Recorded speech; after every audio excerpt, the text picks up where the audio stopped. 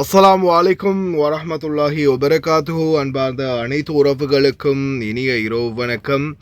இன்றைய இரவு பொழுது நல்ல பொழுதாக அமையட்டும், நாளை விடியும் பொழுதும் நல்ல பொழுதாக அமையட்டும்.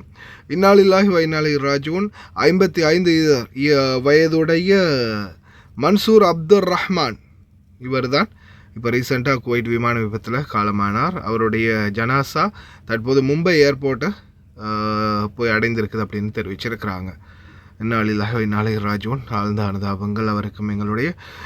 அதே போல் தற்போது மீண்டும் புகைய ஆரம்பித்தது, இனி நிம்மதி இல்லை, மீண்டும் ஆரம்பித்ததுன்ற மாதிரி மறுபடியும் ஆரம்பிச்சிட்டாங்க. இது பார்த்திங்கன்னா சவுத் லெபனான் பகுதிகளில் தற்போது மீண்டும் இஸ்ரேலுடைய ஆக்கிரமிப்பு ஆரம்பமாக இருக்குது.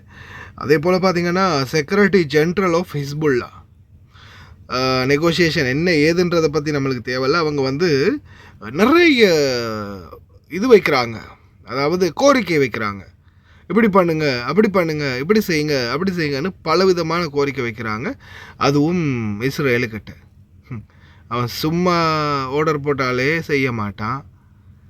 நீங்கள் ஆர்டர் மாதிரி போட்டிங்கன்னா எங்கே போய் முடியுதுன்னு பார்ப்போம். அமெரிக்க ஜனாதிபதி அரட்டியே கேட்கல, அவ்வளோ மிரட்டியும் கூட மறுபடியும் லெபனானை தாக்குறானுங்க. சரி, அது ஒரு பக்கம்னா, இப்போ இந்த மார்க் பண்ணினதை நல்லா பார்த்துக்கோங்க. பட்டாம்பூச்சி ஒன்று இல்லாத ஈசல் ஏதாவது, எப்படி சொல்கிறதுக்கு ஏதாவது ஒரு பேரை வைக்கலாம் நாம், இந்த பறக்கும் ட்ரோன்.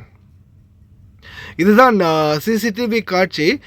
குவைத்துடைய சர்வதேச விமான நிலையத்தின் மேலே விழக்கூடிய ட்ரோன். அதாவது நிறைய பேர் சொல்லியிருந்தாங்க பார்த்திங்கன்னா, இல்லை இது ஈரான் பக்கம் இருந்து ஈரானுடைய ட்ரோன் இல்லை, வந்தது அமெரிக்காவினுடைய அல்ல இஸ்ரேலுடைய ஒரு மிசைல் தான் தாக்கி இருக்குது, ஈரான் மேலே பழி போடுறாங்க அப்படின்ற மாதிரி சொல்லியிருந்தாங்க. உண்மைக்குமே அதை பற்றி விசாரிக்க வேண்டிய அதிகாரிகள் விசாரிக்காமல் இருப்பாருங்களா? பேலஸ்டிக் மிசைலோ அல்லது வேறு ஏதாவது ஒரு வகையான க்ரூஸ் மிசைலோ இல்லை.